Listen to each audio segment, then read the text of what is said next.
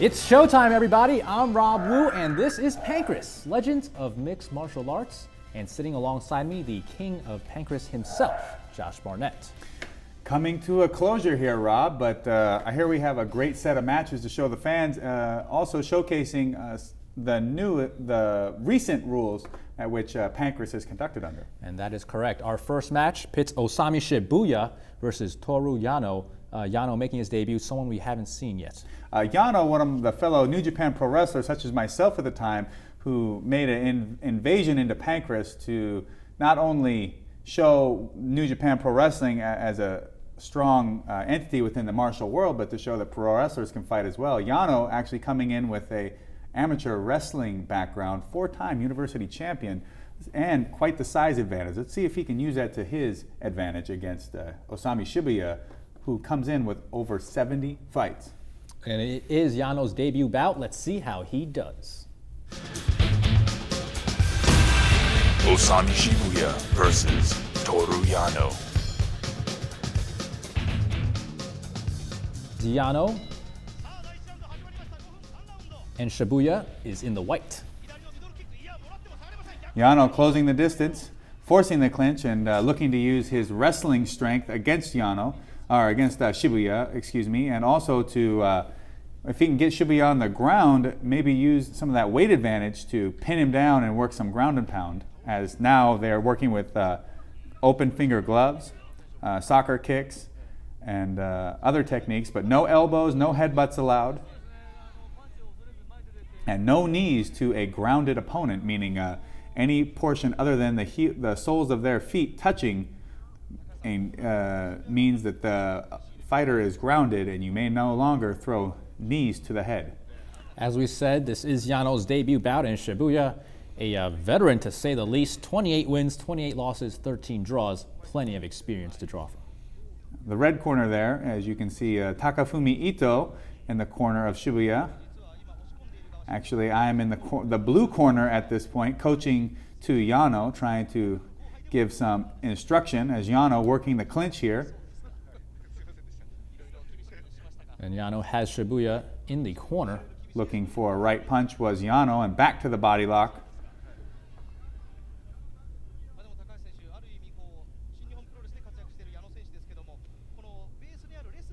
And if you're Osamu Shibuya, how much longer do you want to stay in that corner? Well, he's being effective with some short inside knees, but you really don't want someone like Yano laying his weight on you. Like I said, 4-time university amateur wrestling champion. He knows how to put that weight on a guy. And looking for the headlock takedown is Yano, working that underhook. But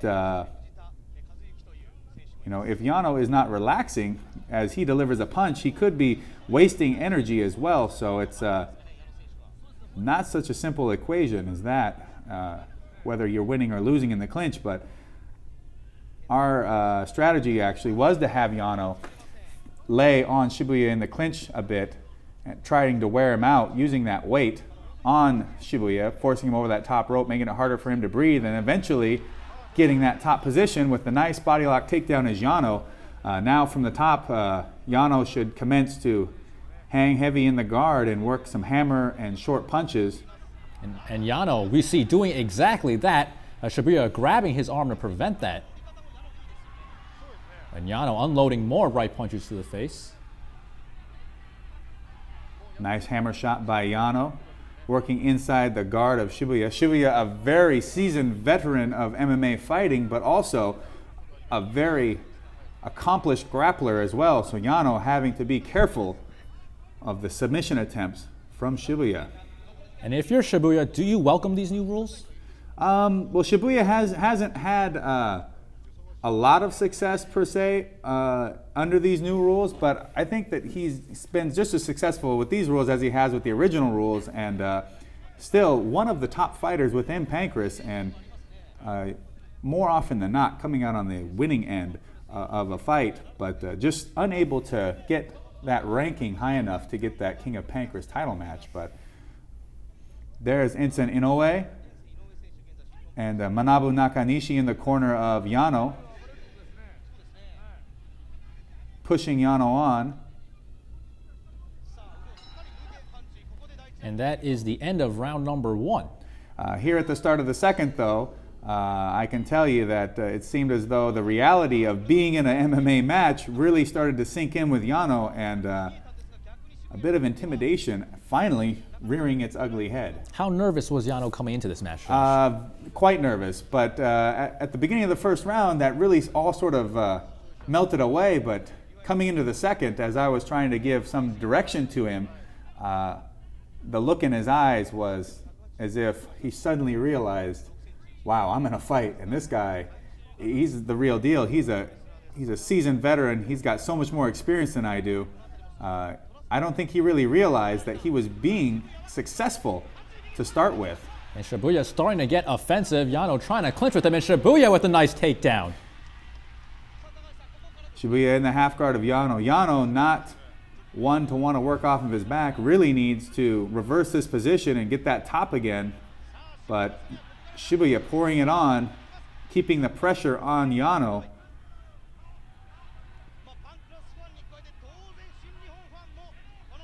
And Shibuya peppering the face of Yano. Yano starting to...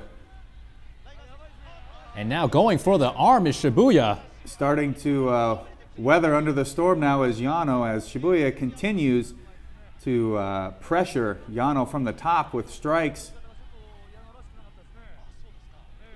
Yano not using that underhook to bridge and reverse positions.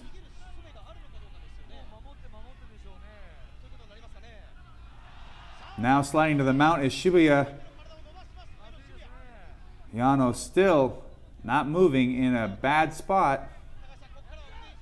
And if you're Shibuya, are you trying to soften him up a bit, Yano? Shibuya is trying to finish this fight right now. He can see that Yano is, the fire isn't quite there, and Shibuya looking to land those strikes and really settling his weight, trying to continue to keep this position. Threatening for the arm lock is Shibuya. Shibuya is going for that arm bar. And right now, Yano in deep trouble, cannot let his arms separate. Yano laying flat on his back in deep trouble. And that arm is separated. He taps out. And Osamu Shibuya, an impressive win, gets the arm bar in the second round, 225. And Yano, a tough loss. And after a loss like that, Josh, what do you tell a fighter like Yano? I told him basically that the fight was within his hands to win. And it was more, he allowed a mental breakdown to occur in the ring, as if he had fought with the same determination that he had in the first round going into that second round, I firmly believed he could have won that match. It wouldn't have been pretty, I'll tell you that. And Shibuya is still an excellent fighter and grappler, could have managed to submit Yano at some point. That I'll agree, but I felt strongly that Yano had what it took, and it was really unfortunate to see him lose that match. But no better fighter than Osamu Shibuya, so there's no loss of respect, or should there be any lack of respect for Yano there. Okay, and we have to go to commercial, but don't go away. More Pancrase action when we come back.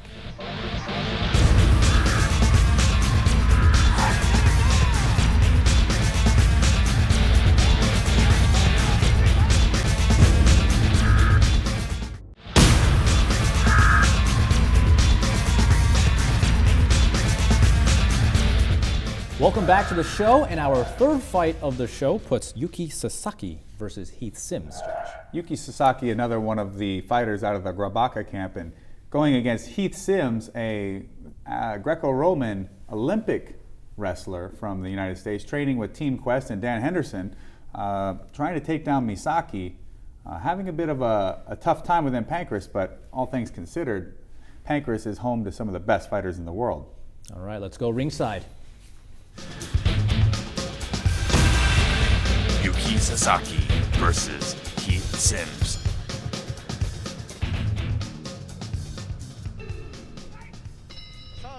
The edge in the striking is certainly going to go to Misaki, but as I said, Heath Sims, a member of the Olympic Greco-Roman, U.S. Greco-Roman Olympic team, a very strong wrestler indeed, as he lands the right low kick and looks to land with some big punches, but dazed by a left hook is Sims. And Sasaki smelling blood coming in, but Sims going down on his feet. Now both fighters on the mat. Sims trying to finish that outside, that single, head outside single. Maybe also just trying to recover from that left hook landed by Sasaki.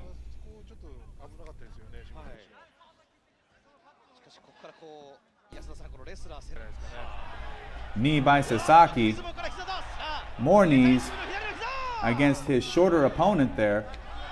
Nice knee to the head, another knee to the head, but Sims firing back, eating a middle kick, and staying strong underneath the barrage of strikes as Sims eating another right hand. And if you're Sasaki, Josh, now's the time to start unloading. Sasaki just taking the fight to Sims right now, landing punch after punch after punch. Sims seemingly having a jaw made of iron, but taking punch after punch. Rights and lefts, Sasaki throwing blows non-stop. Opening Sims up a little cut on Sims' figuratively forehead. eating lead right now as Sasaki empties the clip.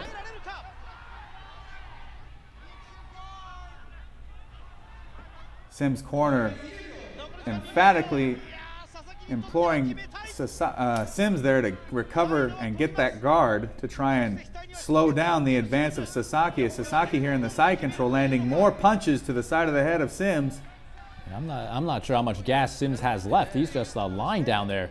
Well, those shots have really been taking their toll, and one's got to wonder how much he can recover from that. And this will go to the judges, but from what I see, should be a victory for Sasaki. Pretty clear cut.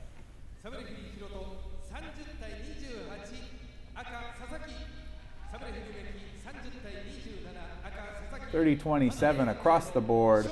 The judges rule in favor of Sasaki in a very dominating performance against a very tough individual in Heath Sims.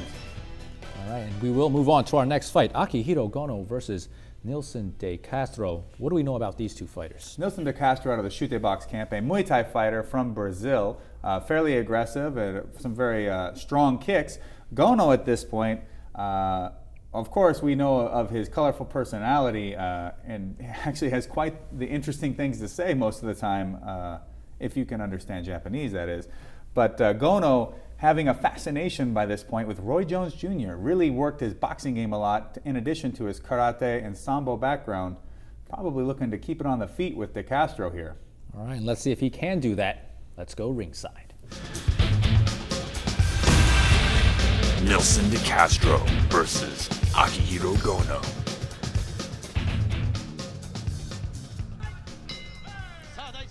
As we begin this fight, Rabaka member Gono in the blue and white stripe, Castro in the black trunks.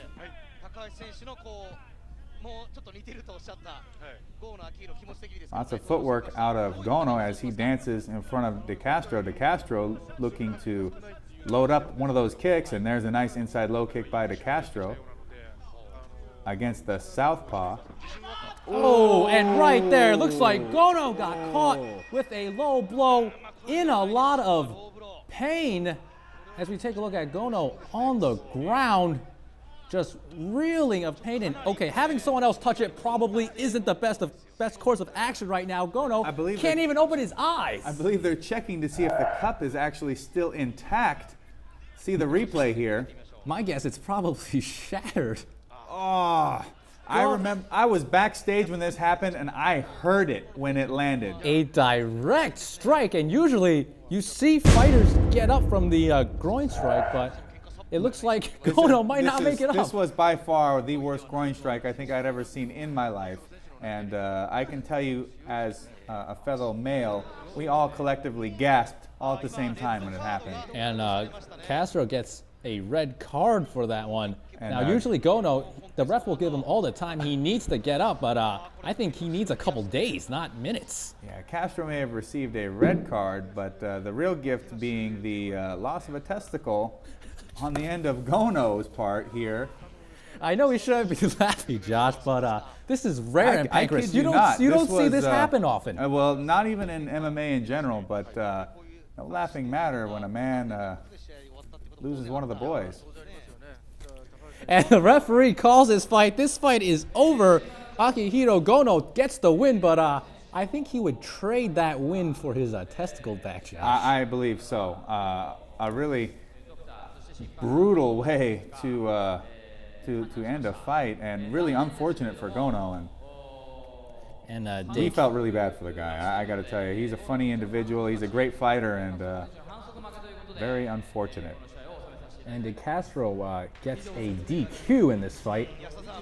This fight only lasts 29 seconds before that low blow, as Gono will be carried out of the ring, the crowd looking on very concerned. And Josh, you just told us the specifics of that injury. Yeah. Any idea how long that recovery time was? He was back in the ring in a few months, and he actually had a few funny comments to say about losing a testicle, which not really that laughing of a matter. Another thing that is not visible on the video is at one point he rolls over and vomits from getting kicked in the groin so hard. Something I don't wish to ever happen to me or any of the people that I happen to train with in my career. I don't like you though. I guess all bets are off. My goodness. All right, we have to go to a quick commercial break, but when we come back, we'll take a look at Minoru Suzuki.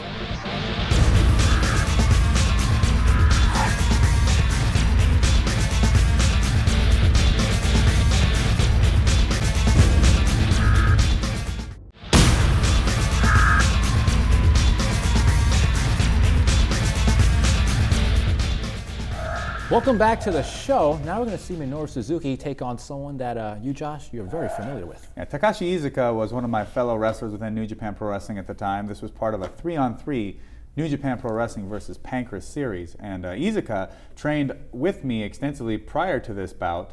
And also we were tag team partners in New Japan Pro Wrestling from time to time. And he is one of the people that I created a real rapport with and was a regular training partner. And really an honor to be there for Izuka and help prepare him against another one of the people that I look up to, Minoru Suzuki. All right, let's go to the match. Takashi Izuka versus Minoru Suzuki.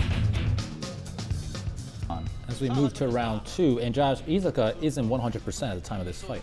No, actually, unbeknownst to everybody, in training previously for this fight, we were on the road, and during some sparring, Izuka actually completely tore his knee and blew out his ACL among doing some damage to the cartilage, and refused to pull out of this match because of honor and respect to me and New Japan Pro Wrestling of booking this fight. It's such an incredibly tough guy, but severely hampered by this injury is Izuka. As you can just barely see the tape over the right knee there of Izuka. In fact, if I remember correctly, we might have taped both of his knees so that Suzuki wouldn't know which one was injured. And as we see Minoru Suzuki, it's good to see that he's still around, but now he's just a shell of what he once was. I wouldn't say a shell, but he has been through war after war, and he's certainly been feeling the effects of it. Suzuki now, an incredibly popular pro wrestler, very successful, and voted Tokyo Sports MVP last year. Suzuki working the choke there, trying to wrap that left arm inside and into the throat of Izuka, as Izuka with that damaged knee really unable to bridge. So hanging on tough here is Izuka.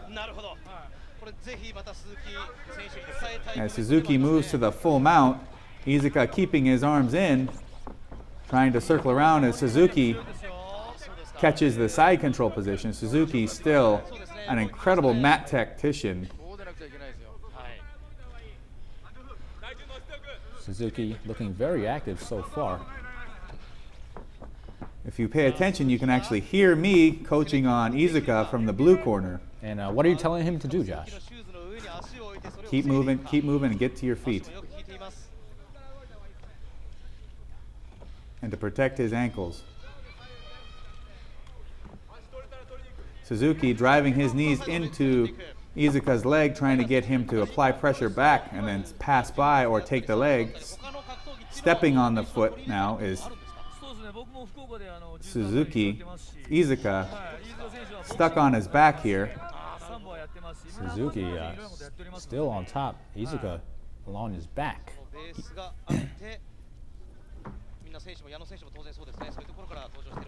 passing the guard or attempting to is Suzuki. Now jumping in on that injured leg is Suzuki. Izuka groaning in pain. Izuka is screaming right now, actually, and he's literally looking at me. He's caught in this Achilles lock on a torn knee as Izuka is still looking for a toe hold, even as Suzuki continues to wrench on that leg. And finally, manages to clear his foot, but as the round comes to an end, and so far things not going very well for the injured Izuka. Izuka still having to get to his feet to finish this round off. That blown knee.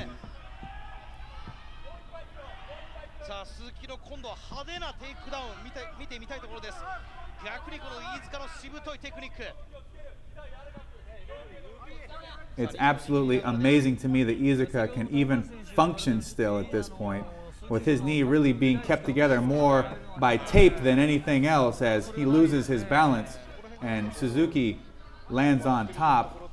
Izuka trying to suck up that leg and maybe get on top of Suzuki there, maybe even get a chance to work a toe hold from underneath.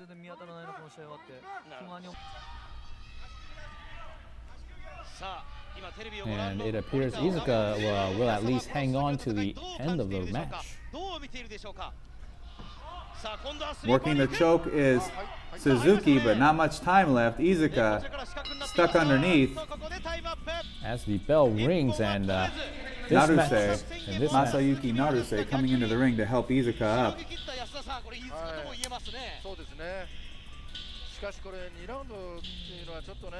And looks like this match will go to Suzuki via a decision as we wait to hear the results.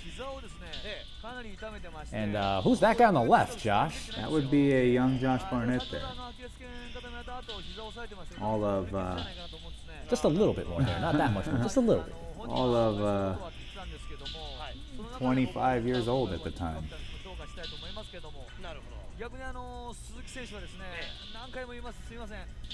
As we see Suzuki, he's changed his hair since the early days of Pancrase. Suzuki's wild hairdos would actually start to become a staple of his character in the ring. One judge for Suzuki.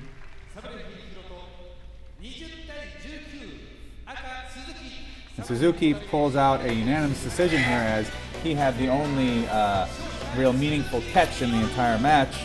But really the real battle here coming with Izuka coming into the ring, debilitated. And like I said, he was in that Achilles lock on his injured knee as Suzuki was reefing away. He looked over at me and decided, as I would find out later, that he was not going to tap because of the respect for me and did not want to let me down. And honestly, Izuka in no way let me down, or I am not disappointed in the least. And one of the most moving experiences in my life was everything surrounding that match. And further on in this night, be a little more emotion.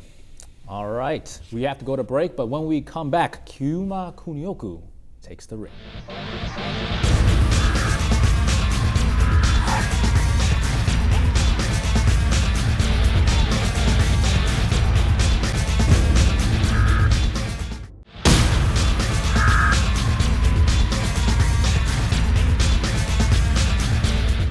Welcome back to the show. We are getting ready to see Kyuma Kunyoku versus Crosley Gracie. And Gracie, of course, a very famous last name. Yes, Gracie is a very famous last name, but Crosley, a Gracie with no fights under his belt coming into this match against the veteran Kunyoku, who's actually the welterweight king of Pancrase at this time. Look, on paper, Gracie really the underdog coming in, but training with the likes of Half Gracie and the other Gracie family members, I think he's going to prove that he's a lot stronger than one would expect from an 0-0 fighter. All right, let's see how Crosley Gracie does in his Pancrase debut. Crosley Gracie versus Kyuma Kunyoku.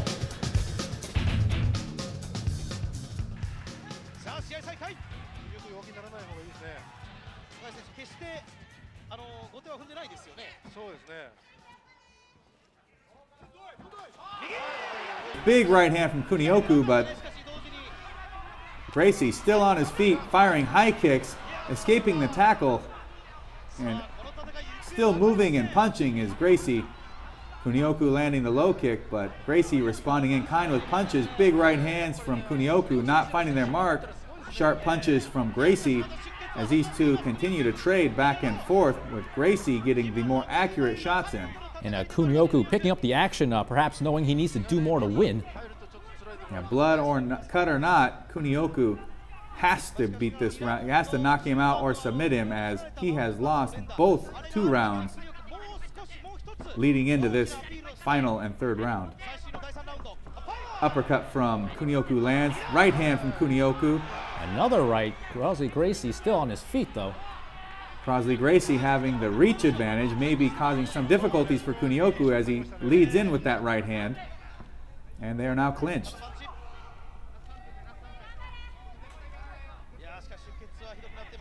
Kunyoku now in the corner as we see that blood really coming down his right eye. Yeah, really getting into the eye right now. Is that blood from that cut above his eyebrow. Sometimes even worse is when you're laying on your back, the blood will pool right in the eye, causing you to pretty much lose all vision in that eye. As the referee breaks up the fight, and they'll have Kunyoku wipe that blood away from his face as we move further along in the bout. Double leg tackle earlier stuffed by Kunyoku. Kunyoku landing the low kick. Gracie throwing the right hand. Not much on it though. And right there, Gracie's trying to pick on that cut eye. Big shot from Kunyoku. Lands clean, but Crosley Gracie immediately closing the distance. And coming back with a left hook, just narrowly clipping the chin of Kunyoku is Gracie. Low kick misses as Gracie pulls out of range. Right hand from both fighters. Left hook. Gracie keeping his distance as Kunyoku throws in the right hand, stops the takedown. And Kunyoku coming in, knowing he needs the knockout or submission to win this match. Uppercut And does not land, and I do not think Kunyoku did enough to win this fight. I agree. The match is over. Kunyoku still a nasty cut on that right eye as the judge's decision comes in. One judge for Gracie.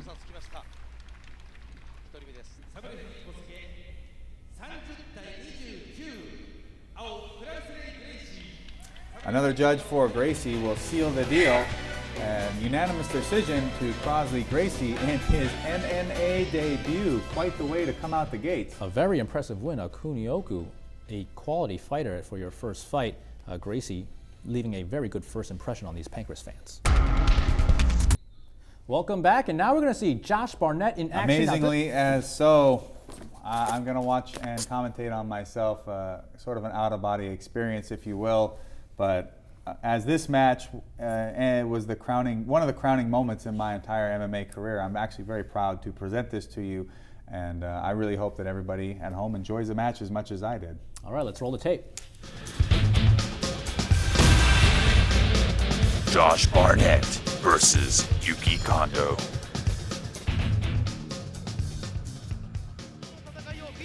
Josh, why are you copying Minoru Suzuki's little head over the towel over the head style? This is my homage to Minoru Suzuki here, as he was a big inspiration to me when I was growing up and training. And Suzuki is in your corner during this fight. No, Suzuki is not.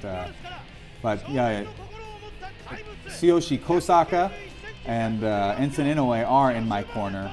Dude, why do you look so angry? Well, it's a fight. And we didn't see Yuki Kondo enter the ring, but he entered the ring with a Enya song, right. Book of Days. Yuki Kondo, he's a very peaceful guy. Very zen sort of. How can you beat up on a guy like that? He's got my title. Now, Josh, as we watch the beginning of this fight, how many times have you seen this fight so far on videotape? Quite a few. I actually like to review a lot of my fights to see all the things that I could have done better. as I'm a real perfectionist when it comes to this, and I don't think I've had a perfect match yet. So this, in some ways, is a little painful for me to watch because only the mistakes are going to really shine, but I'll sort of gloss over those. All right, we have to take a quick commercial break, but don't go away. When we come back, Josh Barnett is in action.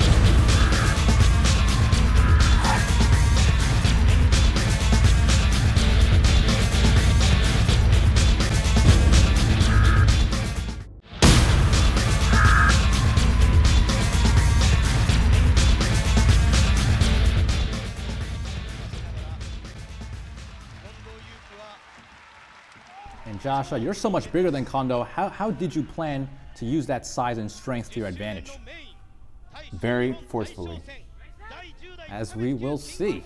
The referee kicks off this fight.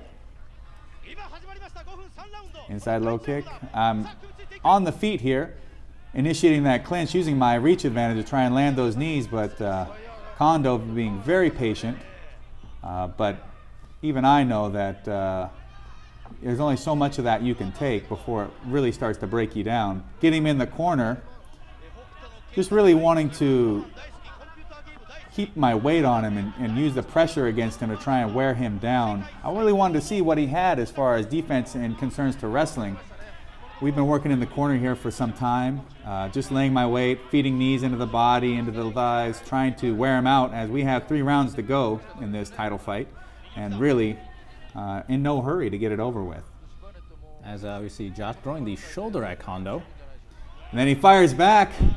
Josh, are you busting his chops like you do everyone else around here? I'm letting him know, hey, you're stealing my move. But I'm trying to clear the corner and fire some punches in.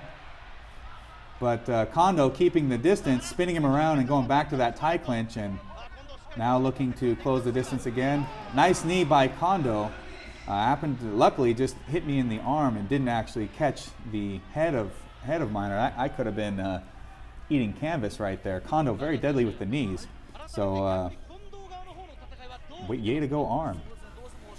And so far, Josh, looks like you're controlling the fight. Are you feeling very confident at this point? I am, and at the same time, I'm just really trying to get a read on Kondo. I wanted to see what kind of strength he had, how he dealt with the wrestling and the size, seeing if I could what I could really discern from Kondo here is Kondo working short little punches inside and just really being very methodical about things as we continue to work in the clinch here. I'm using the corner to lay my weight on him, grinding the head under the cheek there, just generally making things uncomfortable, looking to land some punishing blows for later on in the fight, and getting a better idea of what to expect out of Yuki Kondo. As we see Minoru Suzuki ringside.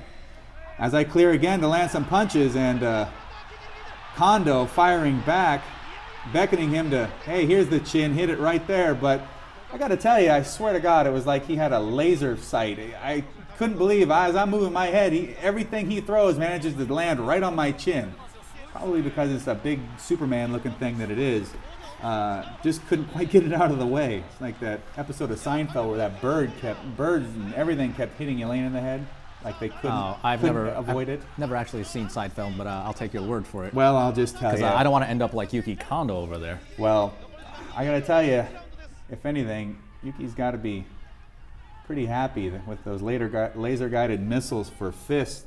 But I'm pretty hard-headed, so I commenced to get him back in the corner, feeding a few shots to the body. You're doing a good job of keeping your weight on him so he can't get out of that corner. Right. Like I said, this was a real feeling out process and not really a big engagement round for us. But second round coming in here, I decided to pick it up a little bit. And really looking, nice counter right hands as he's a southpaw, so I want to lead with rights. Nice right low kick, left low kick, and some more counter shots. Yuki, a very, it's hard to say, his punches have a lot of snap on them. That's what makes him a knockout artist. Not very heavy, but I go in for the double leg takedown. Nice sprawl by Kondo there, keeping that leg up and forcing him against the ropes to readjust and look for another opportunity to take him down. I have the body lock though, so... And pushing him right back to that corner. there we end up back in the corner, but this time I don't intend to stay there the whole round. Incidental groin graze earlier on there, but both we acknowledged it, and no harm, no foul. One testicle was already lost earlier that night. No need for another. So, double leg takedown. And body now lock you are just giving him a facelift. Trying to rain some punches in there. Kondo keeping a hold of one of my gloves. Going through the ropes to punch him. Is that legal, Josh? Hey, ref ain't stepping in. I'm going to keep throwing. There is no respite for those in the ring. You just keep going. And as I'm feeding some rights in there and picking my chance. Now there was a nice opportunity for the armbar, but I'm electing not to take it at this point. I've got good position with the mount, and one of the things I came to accomplish in this match was I wanted to pull off a German suplex. And as you see, no German suplex yet. Here I sit. And really... And a small cut on the forehead of Kondo.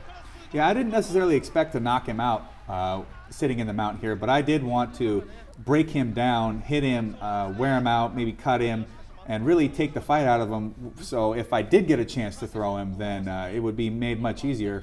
I'm the bigger, heavier fighter, so I'm going to sit in the mount here and just continue to pick away. There's no real need for me to be in a hurry as I land another right hook there. Kondo, though, very diligently working to escape, and another armbar opportunity, but I decided to pass it up. Yuki Kondo back up to his feet and backing you up, Josh. Funny enough, slip a few of those, catch a few, throw one of my own. As I get to the feet and I hear the crowd roaring, I'm thinking, what an amazing fight this must be. Everybody's really having an incredible reaction to it, so whatever we're doing, it's got to be working. And just kind of living in the moment, as throwing a few knees there, going for another double leg, high waist takedown, sucking it up and landing in the half guard now. Just really relishing the moment there. And so far, you're controlling this fight from the very beginning. I'm the bigger, stronger fighter, and Kondo really is kind of content to let me throw him around, so if that's the case, I'm going to do it. And Yuki Kondo in a lot of trouble so far. Looking to pass the guard, trying to stomp, but just missed. Showing no care for the head of Yuki Kondo. Well, I care very much. In fact, so much so that I wanted to introduce him to my foot. And a very pleasant introduction indeed. Passing to mount again. Kondo working that same escape, but fool me once, shame on you. Fool me twice, makes me a big idiot. So, keeping that position and stealing Rob's line, chipping more shots in there. That was weeks ago. No one remembers. And I muffled that line, if I remember correctly. Rotating my wrists free, trying to look for a nice clean shot, peppering little shots to the body. Shots to the body, yes. And then body and face. Good job trying to add a little variety to that. Again, just this, I see this match as well within my reach, trying to catch that wrist there and trap his arm so that I can punch freely. And Kondo still mounted, trying to escape the mount, but just too much weight on top of him. As Josh using his glove covering to provide his mouth. A muzzle, yes. Yes, a muzzle. No sassing. I can hear him breathing real hard, so I don't want to give him any opportunity to get a fresh breath. I want to make him struggle and suffer for every minute underneath me. And Kondo's face has to be swelling up a little bit. I imagine so, as I'm... Exactly how much damage have you taken up to this point, Josh? Not a whole lot, thankfully, but I have been able to avoid getting any real super flush shots from Kondo, but not by any lack of usage by Kondo. Throwing a few shots there, one body shot did land well, and Kondo trying to pick up the pace, landing a jab, middle kick from Kondo. Some more body shots, but and coming forward, and finds himself in the clinch again, where my Greco-Roman and freestyle wrestling background is going to come to use as I suck up that body lock again, right to mount. Well, actually half guard, and I believe from this position, landing a short hammer fist as I continue to pass. By making him continue to try and recover guard like that, and I'm just burying my weight into him, making him use more and more energy as we get restarted. Kondo's head out of the mat at that point. But with these new rules, you are not restarted back on your feet. You keep your position. That makes me happy, I can tell you that. As we see Josh in control. Trying to push that knee down so I can get to the mount position again and cash a few checks on Yuki. But Yuki making it to his feet. And oh my goodness, suplex. Josh Barnett showing blatant disregard for the rolling neck. German suplex, and my mistaking it that he may be out, he pops back to his feet and decides to try and take my head off. A surprising endeavor, and as I crowd him into the corner and suck up the double, I'm thinking that could have been a very, very bad situation indeed. And Josh Barnett was showing blatant disregard for the neck of Yuki Kondo, but miraculously Kondo still able to fight on after those two suplexes. Well, landing with that double leg takedown, I drove my shoulder deep and forced all the air out of Yuki Kondo, doing a lot of damage to his body. Trying to land that stomp is Kondo going after my legs, but no effect there. And at this point, this match is over in my mind, and it's not going to go any farther than I want it to. And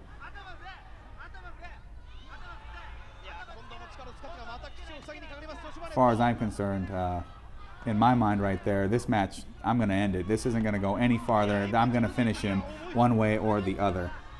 Kondo receiving punches non-stop. Just too much weight on top of him to escape. After that suplex and that big double leg smashing him into the abdomen, he's got not much fight left in him at all. But an incredibly tough guy as Kondo, he is not going to quit.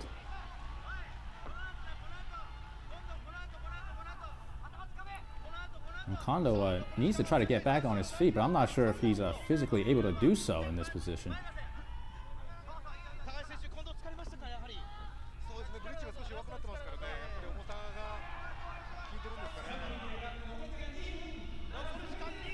And Kondo trying to protect himself has already taken a lot of punches.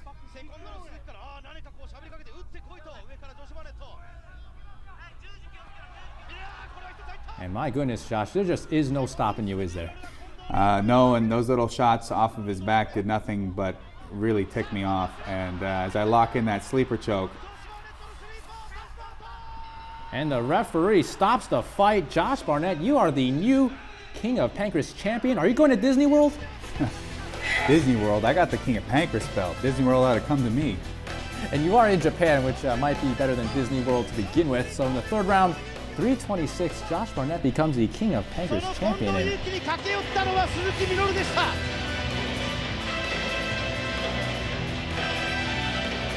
3ラウンド3分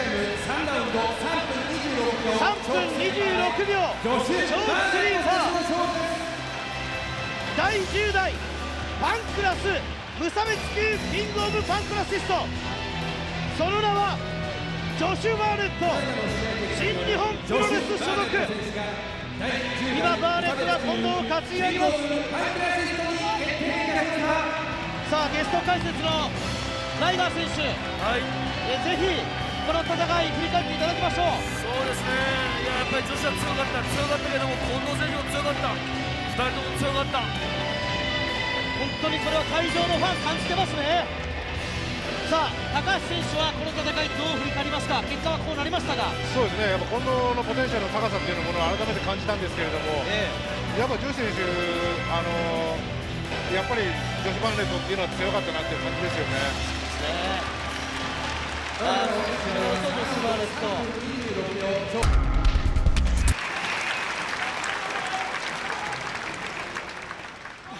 This is for New Japan Pro Wrestling. This is for UWF. This is for Pancrase. This is for everybody.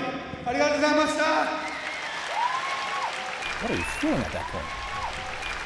Probably the highest and most elated moment of my entire career, fighting an incredible fighter like Yuki Kondo, fighting in Pancrase for the first time, coming into Pancrase.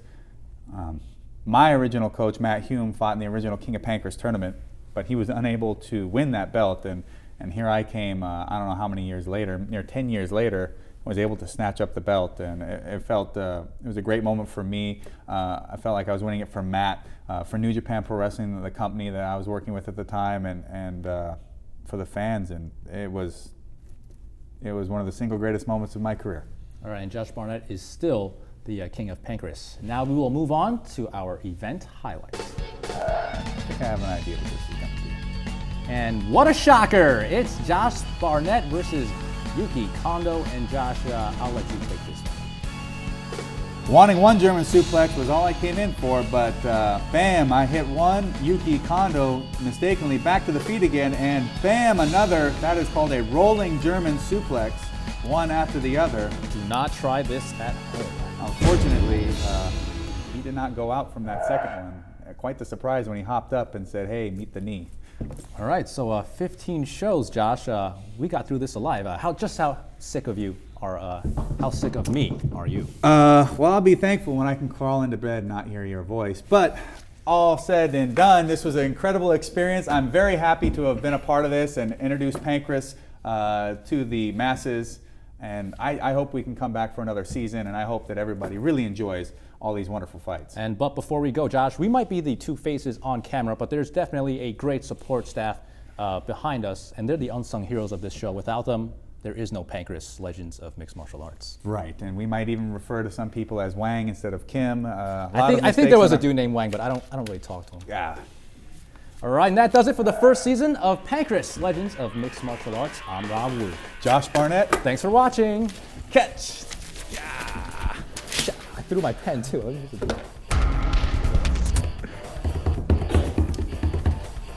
Are we filming all this so we can put it on the DVD? We should. The bloopers, right? The extra scenes and all that. And if you want to see the most legendary... The most legendary? What's the writing? All right. Yeah, Rob. See, I never mess up. Damn it. Sorry, Josh.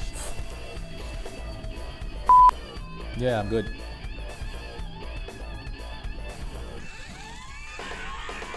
So happy to be on Pancrase. Josh.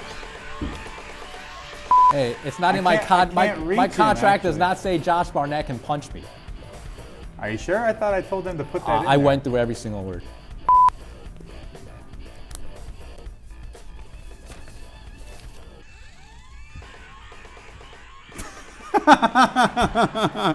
What's that?